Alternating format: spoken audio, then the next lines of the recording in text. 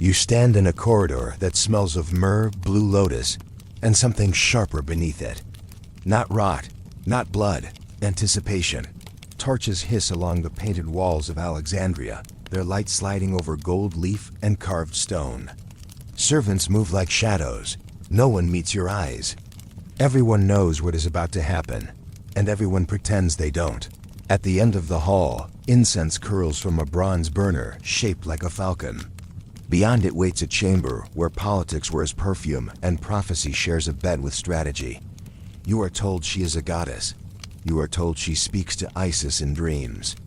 You are told many things that are technically religious and practically public relations. Cleopatra VII, last ruler of the Ptolemaic line, understands something most kings never grasp. Armies win land.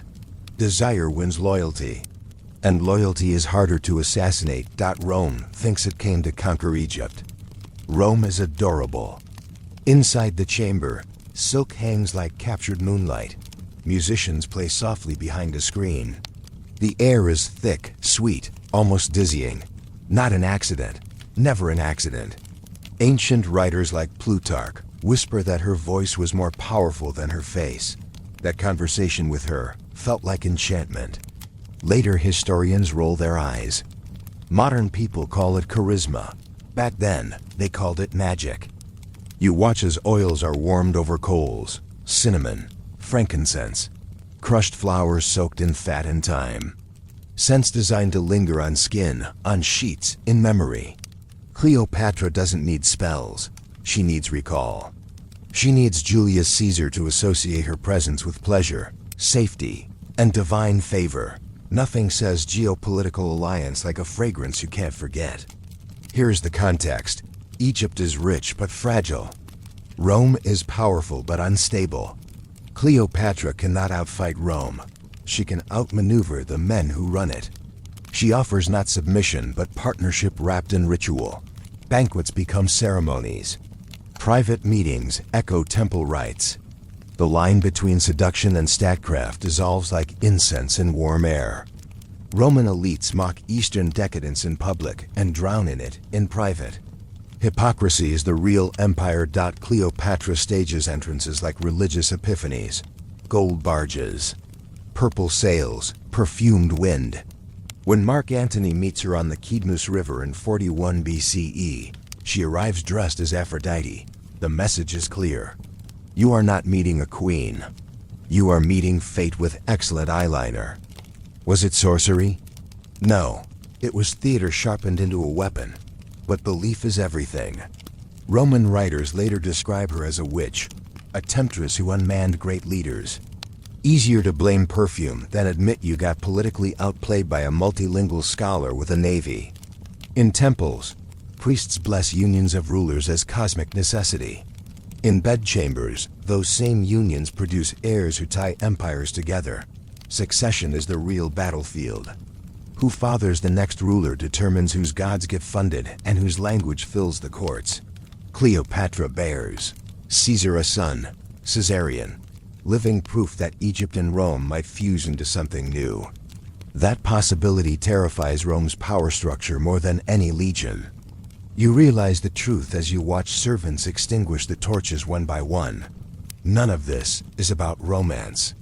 It is about continuity, bloodlines as treaties, bodies as borders, and somewhere in the palace, a scribe sharpens his reed pen, ready to record a lineage that could rewrite the map of the world. Because if this union holds, Rome will not conquer Egypt. It will marry it. And marriages, as history keeps proving, are far harder to escape than wars. A door closes softly behind you, and you understand that tonight's whispers may echo for centuries. But Rome is already sharpening the knife, and Caesar has enemies who don't believe in love stories. Holy law, unholy beds. You walk through a medieval cathedral at night, and the stone sweats. Candles tremble along the nave, their flames bowing to drafts that creep through ancient cracks. Somewhere above, a saint's painted eyes watch from a vaulted ceiling, serene and permanently disappointed. The church says sex is for marriage. Marriage is for heirs. Heirs are for property. Property is for God. It is a clean chain of command, very tidy on parchment, wildly messy in practice, because kings still need sons. And sometimes, God seems slow to deliver. By the 12th and 13th centuries, European rulers face a problem that smells less like incense and more like panic. Dynasties depend on legitimate male heirs. Infertility is not a private sorrow. It is a constitutional crisis with candles. So theology and biology get forced into the same bed. Canon law courts hear cases about impotence. Yes, officially. Witnesses testify about consummation. Midwives are called. Bedding ceremonies become semi-public rituals in some regions, with nobles observing that the marriage has been physically completed. Romance dies screaming. You stand at the edge of a torchlit chamber in France. Late 1400s. Nobles linger outside a bridal room, drinking spiced wine and pretending this is normal governance. A priest blesses the bed. Relics are placed nearby. Saints are invoked like fertility consultants. If awkwardness were currency, Europe would have ruled the galaxy. Here is what matter. The belief system says sexual union within marriage is holy. Outside it is sin. But kings bend rules with the confidence of men who assume God understands politics. Mistresses are tolerated if they produce useful alliances. Bastards are legitimized when convenient. Papal dispensations fix inconvenient degrees of relation. The church condemns lust in sermons and negotiates it in private letters sealed with wax. Power is the real sacrament. Royal women carry the heaviest burden. Their bodies are state assets. Fertility becomes surveillance. Failure becomes suspicion. Was she cursed? Faithless? Secretly disobedient to God's design? Meanwhile, midwives pass down knowledge in whispers, herbs, timing, practices the church would call superstition or worse. Women form quiet networks of care outside official doctrine. Not rebellion with banners. Survival with soft voices. You watch a queen kneel before an altar, begging for a son she does not even have time to grieve properly if he dies. She knows history will judge her womb harder than any of her husband's wars. In some courts, rumors of enchantment swirl. A barren king seeks remedies from astrologers and folk healers. A fertile mistress is accused of witchcraft because it is easier than admitting biology does not respect grounds. And always, succession hangs over the bed like a sword. No heir means civil war. Civil war means famine, plague, burned fields, and sermons about divine punishment. So a marriage night becomes a national security event, wrapped in lace. You shift your weight in the corridor as a cheer rises behind the door. Proof has been declared. The line continues. For now, everyone exhales. No one asks what the bride wanted. And somewhere beyond the cathedral walls, in a cottage that smells of rosemary and smoke, a midwife teaches a girl how to track her own cycles in secret. Knowledge that could one day threaten the throne. Because if women control their fertility, kings lose their certainty. And certainty is the only thing keeping this kingdom from tearing itself apart. A bell tolls midnight, and you realize the holiest institution in Europe is quietly built on fear of an empty cradle. And fear makes people believe in very dangerous miracles. The perfumed court of shadows. You kneel on polished wood that reflects candlelight like still water. Paper screens glow softly around you, turning every silhouette into a secret. This is Angjira, Japan, where poetry decides status and sleeves conceal more strategy than swords ever could. The emperor sits at the center of a web woven from silk, incense, and inheritance. He rarely rules directly. Powerful families like the Fujiwara marry their daughters into the imperial line, turning romance into regency. You thought court life would be delicate. It is, like a blade. Women of the court compete through elegance, calligraphy, layered robes whose colors signal rank and season. But beneath the aesthetics lies the brutal arithmetic of succession. Whoever bears a future emperor reshapes the balance of power for generations. So incense becomes language. Each noble woman blends a signature fragrance. Clothing is perfumed. Letters carry scent. Lovers recognize one another in the dark by aroma alone. Romance here is multi-sensory diplomacy. Forget love at first sight. This is love at first inhalation. Spiritual belief weaves through it all. On Nyoto cosmology, yin and yang, auspicious days, directional taboos. Court astrologers advise on when to meet, when to conceive, when to avoid intimacy, lest spirits interfere with destiny. Desire is scheduled. Passion checks the calendar dot. You watch a young consort adjust her robes, hands steady though her future trembles. She knows a single night could elevate her clan or doom it to irrelevance.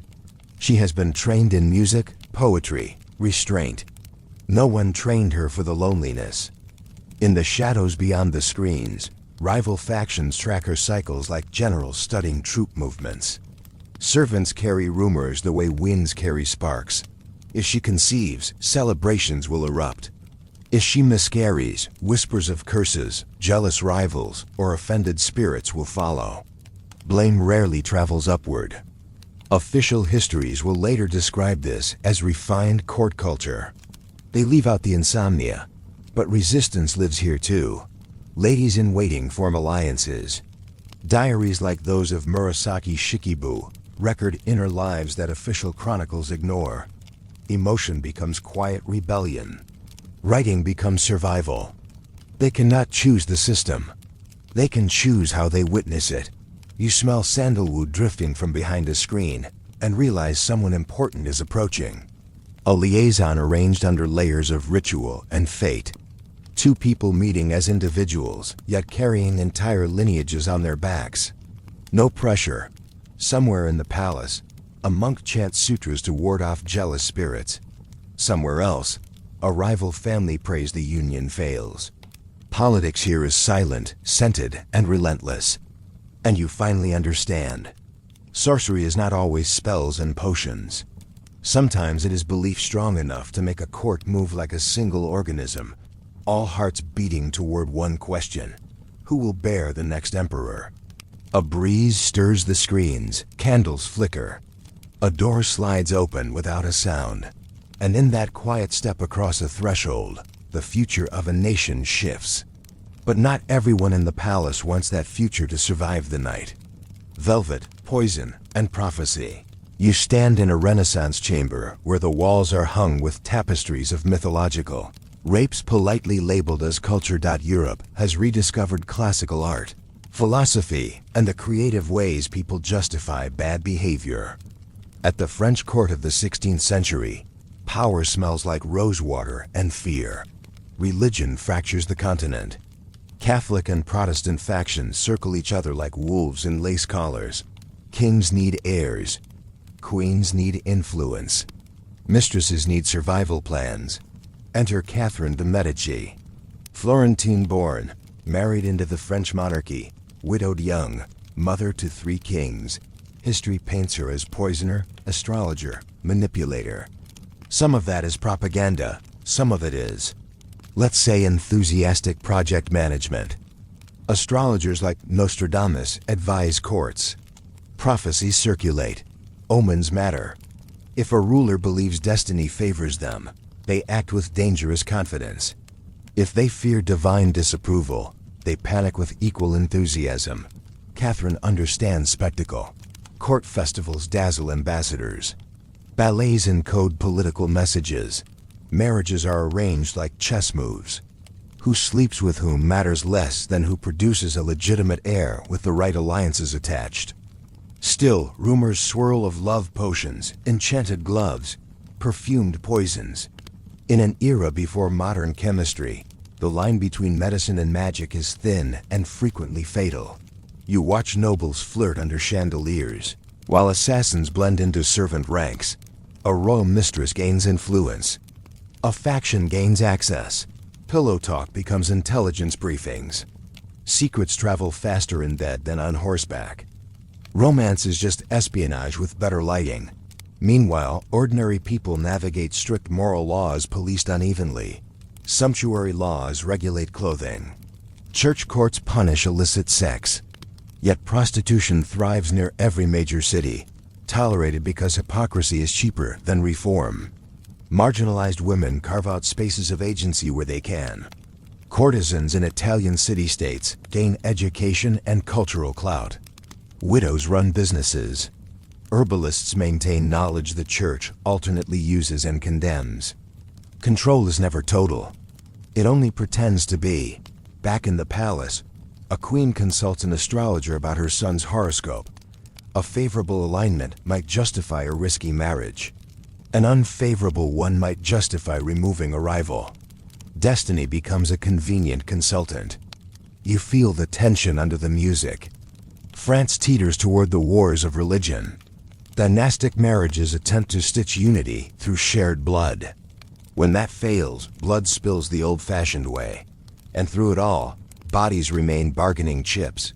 Brides cross borders like treaties with heartbeats. Their consent is assumed, their fertility audited by history. A servant drops a vial. The sharp scent of something bitter fills the air. Heads turn, too many eyes. Too many suspects. You realize courts do not need real sorcery. They run perfectly well on suspicion. Because when succession is uncertain, everyone becomes a potential threat.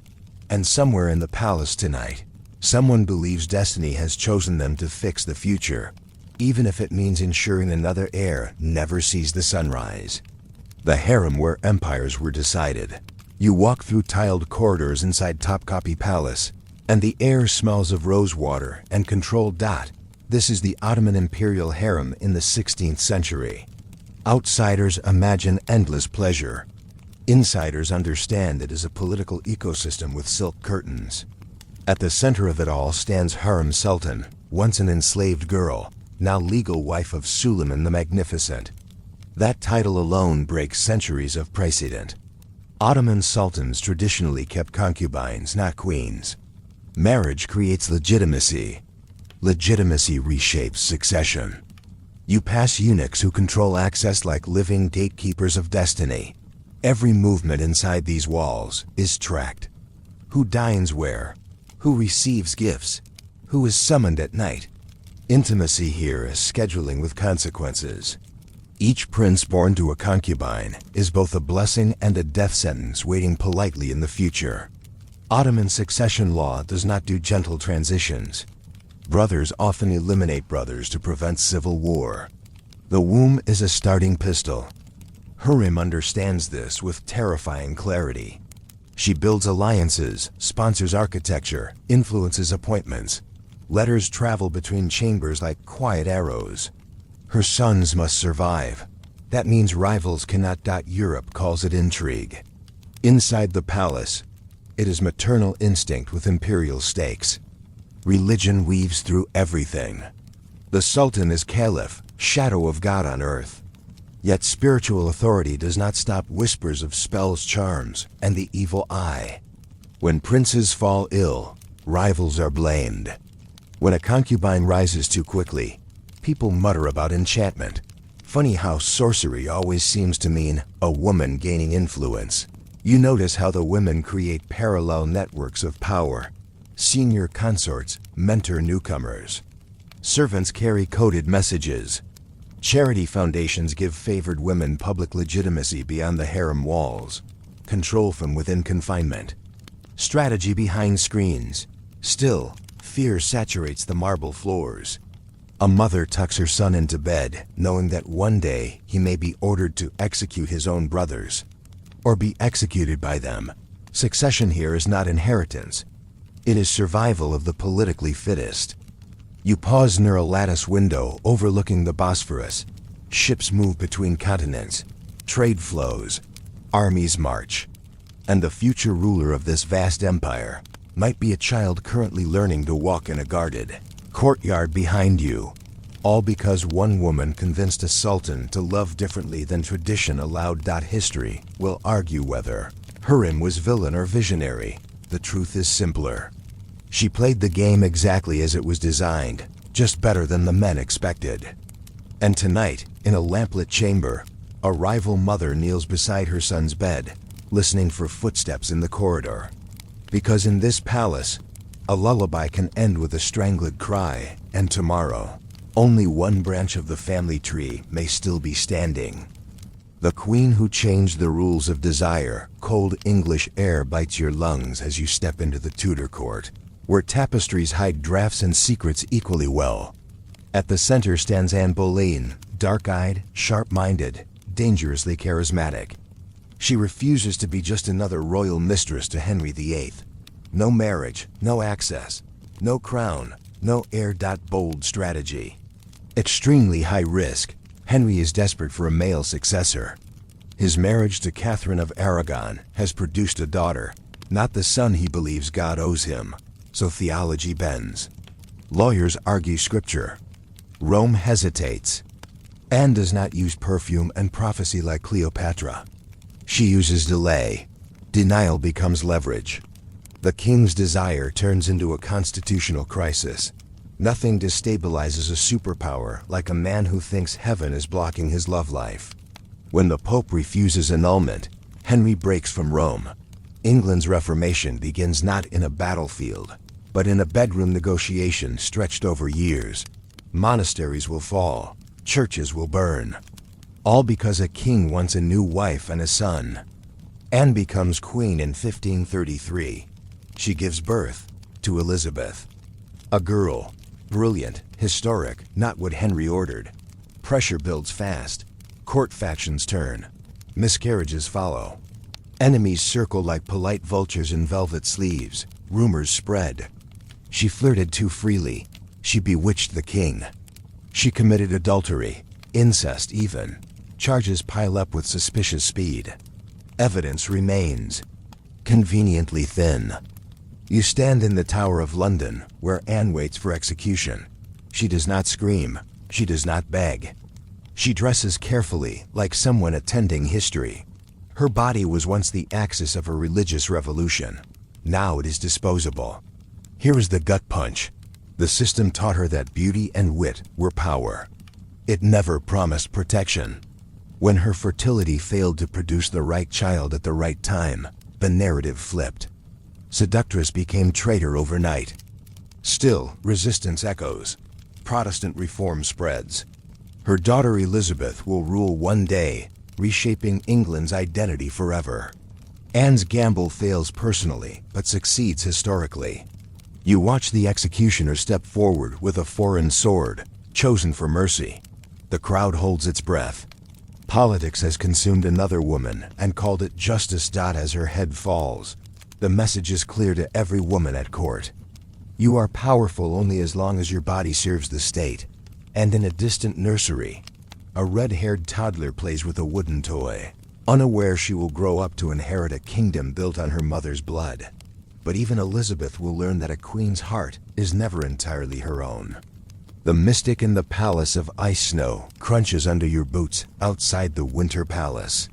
Russia in the early 1900s is vast, frozen, and cracking beneath the surface. Inside waits a peasant mystic with dirty fingernails and unsettling eyes, Grigory Rasputin. The imperial couple, Nicholas II and Alexandra Fyodorovna, have a secret. Their son Alexei suffers from hemophilia. One fall, one bruise, can kill him. The future of the dynasty rests on a fragile child who bleeds too easily. Enter Rasputin, who seems able to calm the boy's attacks. Prayer, presence, hypnosis, luck, no one fully knows. Alexandra believes he is sent by God. Belief becomes policy. Courtiers panic.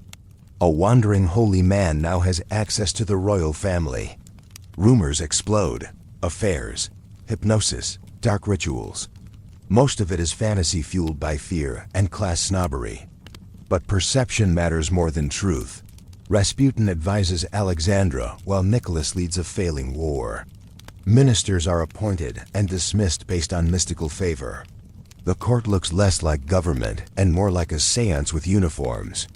People accuse him of controlling the empress through lust and sorcery. Convenient story.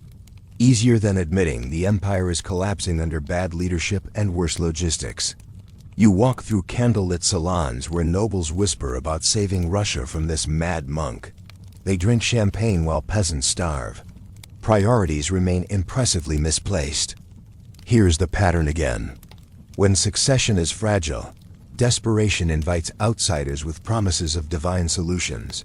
Spiritual authority merges with political influence. The bedroom, the nursery, the throne room blur into one anxious space. Rasputin becomes a symbol of corruption, whether he deserves it or not. His enemies decide symbols are easier to kill than systems. They poison him, shoot him, drown him. The legends grow with each retelling. But his death changes nothing. Revolution is already marching. You stand in a quiet corridor as Alexandra prays for her son's health. Clutching icons, trusting a dead mystic more than her living ministers. Outside, crowds chant. Inside, candles flicker. The Romanov line, guarded by centuries of ritual and divine rite, now hangs on a sick child and a faith no longer shared by the people. And somewhere in the city tonight, a revolutionary loads a rifle, convinced that ending a dynasty is the only cure left for Russia. The palace still glows with candlelight, but dawn will bring gunfire. Godly communities and forbidden desires. You walk through a New England settlement in the late 1600s. Wood smoke, mud streets, eyes that judge before they greet. This is Puritan society, officially built on godliness, unofficially built on constant surveillance of everyone's behavior, especially in matters of sex. Marriage is sacred. Desire is dangerous. Women's bodies are moral battlegrounds. Sound familiar? History loves reruns. Church records document fornication, adultery, lewd conduct. Public confessions are staged like spiritual theater. Shame is both punishment and entertainment. Yet human nature refuses to become a sermon. Young couples meet in barns. Widows negotiate survival through relationships the church pretends not to see. Enslaved and indigenous people navigate layered systems of control that police their bodies while denying their humanity. Control from the pulpit. Resistance in the shadows. You sit in a meeting house as a young woman stands accused of unnatural knowledge after a stillbirth. Grief becomes suspicion. Midwives are questioned. Herbal knowledge suddenly looks like witchcraft. When communities fear moral collapse, they start hunting invisible enemies. Sexual anxiety feeds the coming storm in Salem. Accusations of witchcraft often tangle with jealousy, property disputes, and fear of female autonomy. A woman who does not fit neatly into wife-mother-obedient roles becomes suspicious by default. You notice how older women, healers, and those without strong male protectors are targeted first. Knowledge outside church authority looks like rebellion. Desire here is never just personal. It is theological evidence. Still, quiet resistance persists. Women pass down reproductive knowledge. Couples create emotional bonds beyond strict doctrine. Enslaved communities preserve cultural practices that authorities barely understand, let alone control. Power demands purity. Life keeps improvising. You stand outside a small house where a candle burns late into the night. Inside, someone whispers a prayer not found in any approved book. A blend of traditions, a private faith, a small act of spiritual independence. In a world obsessed with regulating bodies, even belief becomes contraband. Footsteps crunch on frost behind you. A constable making rounds, watching, listening. Because when a society believes God is auditing every bedroom, neighbors start volunteering as assistant accountants. And tomorrow, someone will point at someone else and say they saw the devil in their eyes. And the court will believe them. The empress behind the veil. You step into the Mughal court in the early 1600s, where marble glows soft as moonlight and power moves behind screens. Here, the emperor is divine shadow royalty, but access to him is tightly controlled. Wives, mothers, sisters, and senior consorts shape the flow of information like hands redirecting a river. At the center of this current stands Nur Jahan, wife of Jahangir. She does not just share his bed. She shares his authority. Coins are minted in her name. Royal orders bear her seal. Foreign envoys quickly realize that influence in the Mughal Empire now requires navigating silk curtains before throne rooms. Romance, here, evolves into governance. Jahangir struggles with health and addiction. Nur Jahan steps in with sharp political instinct. She arranges marriages, builds alliances, positions her relatives in key roles. Succession becomes a chessboard, and she is playing both white and black. Because the emperor has sons, several, from multiple women, each backed by factions, each a potential future ruler, each a possible civil war waiting to happen. The harem is not idle luxury. It is a command center disguised as domestic space. Spiritual life saturates the court. Sufi mysticism, dreams, omens. Emperors seek divine legitimacy through patronage of saints and shrines. Women participate too, funding mosques, tombs, and charities that expand their public authority beyond the private sphere. Yet whispers follow Nur Jahan like perfume. She bewitched the emperor. She controls him. She is too powerful. Familiar accusations, recycled across continents whenever a woman masters political intimacy. You walk past painted walls where flowers curl in eternal bloom. Beauty masks tension. Princes maneuver. Generals pick sides. Nur Jahan tries to secure the throne for a son-in-law she trusts. But succession does not respect careful planning. It respects force. When Jahangir's health declines, the empire trembles. Nur Jahan fights to hold power through the transition, but rival claimants move faster. Armies gather. Loyalties flip. Her influence, once absolute, begins to fracture. Still, her legacy lingers. She proved a woman inside the imperial household could rule in all but title. She bent the structure without breaking it, and the structure never forgave her for that. You stand on a palace balcony as news arrives of yet another prince marching with troops. The garden below is quiet. Too quiet. Somewhere beyond the walls, brothers prepare to kill brothers over a throne shaped by generations of marriages, alliances, and carefully managed desire. And a woman who once directed an empire with a whisper now waits to see which man survives the storm. Because in dynasties built on many mothers, the future rarely belongs to the most loving one. The dynasty that collapsed under its own blood. You walk through the Spanish court in the late 1600s and everything feels fragile. Gilded halls, heavy tapestries, air thick with incense and decline. On the throne sits Charles II of Spain, last of the Spanish Habsburgs. His jaw is pronounced. His body is weak. His mind struggles. Generations of close-kin marriages, designed to preserve royal blood purity, have done the opposite. This is the final twist in our story. Not seduction. Not sorcery. Strategy taken to its logical, disastrous extreme. European royal houses intermarried constantly to keep power in the family. Cousins married cousins. Uncles married nieces. The goal was political unity and clear succession. The result was a genetic trap disguised as tradition. Charles cannot produce an heir. Every illness sparks panic. Every cough is a diplomatic emergency. Foreign powers hover like vultures, waiting to carve up Spain's empire when the line ends. Doctors try everything: diets, relics, prayers, superstitious remedies. The court whispers about curses, divine punishment, dark magic. No one wants to admit the real cause is generations of political marriages that treated bodies like property deeds. You stand in a candlelit chapel as Charles prays for strength he does not have. Around him, courtiers debate succession treaties in hushed tones. Who inherits Spain when he dies? France? Austria? War feels inevitable. Here is the haunting truth. For centuries, rulers used marriage, sex, and reproduction as tools of statecraft. They believed they could outmaneuver biology, destiny, even God.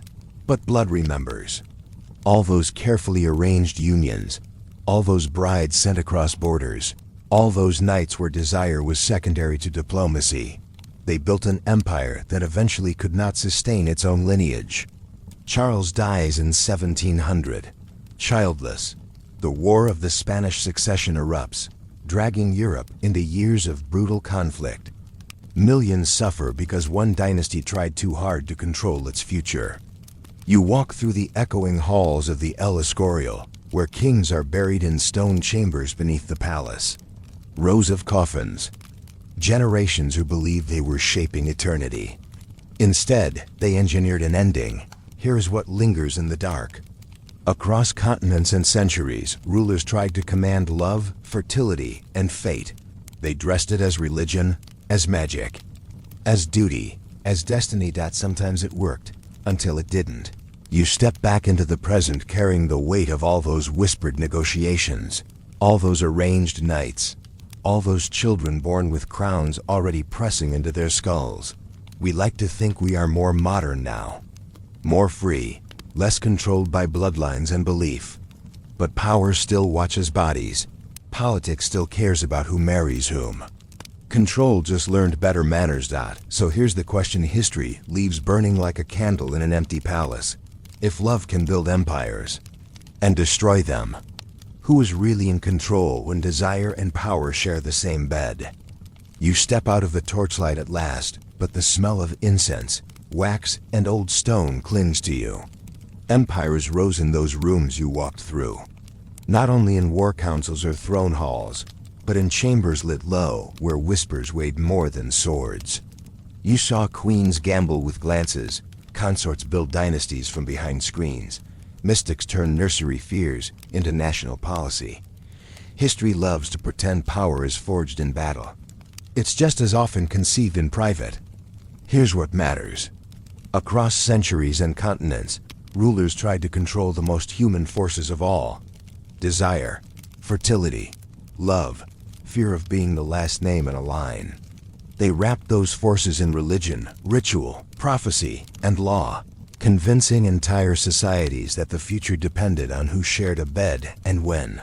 Sometimes they called it divine will. Sometimes they called it destiny. Sometimes they called it treason. But beneath the titles and ceremonies, it was always the same fragile truth. Bodies are unpredictable. Hearts are disobedient. Biology does not sign treaties. So systems formed to manage that chaos. Churches audited bedrooms. Courts tracked cycles. Palaces turned affection into alliance. Women's bodies became borders. Men's desires became policy. Children were born carrying expectations heavier than crowns. And still people resisted. Quietly, intimately. A hidden prayer. A secret letter. Knowledge passed hand to hand outside official approval. Even in the most controlled societies, humanity slipped through the cracks like candle smoke. That's the part history rarely carves into marble. You look back at the trail of rulers who believed they could outmaneuver nature. Cleopatra tying Rome to Egypt with silk and strategy. Queens blamed when sons didn't come on schedule. Consorts in perfumed halls calculating survival for their children. Dynasties collapsing under the weight of their own carefully arranged bloodlines. They all thought they were shaping the future. Most of them were just postponing consequences. And that's the shadow that stretches from their world into ours. We don't hold bedding ceremonies anymore. We don't ask priests to witness consummation for state security. But power still cares who partners with whom, whose relationships are recognized, whose families are protected, whose bodies are legislated. Control evolves. The instinct behind it doesn't. So when you hear a story about love and history, look twice. Ask who benefits. Ask who is being traded, silenced, elevated, erased. Because behind every romance at the top of society, there is usually a contract written in expectations no one says out loud. The candles have burned down now. The corridors are empty. The tapestries hang still, their woven scenes of myth and conquest watching you leave. But one question follows you into the dark. If the most powerful people in history couldn't truly control love, birth, and desire, what makes us think anyone ever will?